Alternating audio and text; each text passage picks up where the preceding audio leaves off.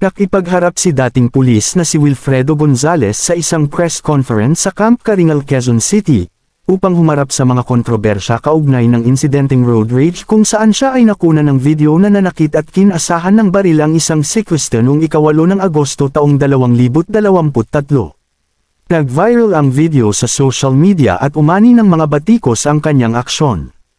Kilala si Gonzales bilang dating miyembro ng Criminal Investigation and Detection Unit ng Quezon City Police District QCPD.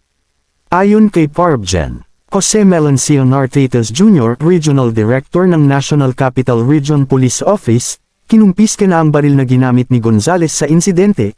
Ipinahayag ni Gonzales na nagkapatawaran na sila ng siklista at nagkaroon pa sila ng kasunduan. Kinilala niya ang kanyang pagkakamali at umamin na mali ang pagkakagamit ng baril. Nanawagan si Gonzales sa mga nagkalat ng video sa social media na itigil ang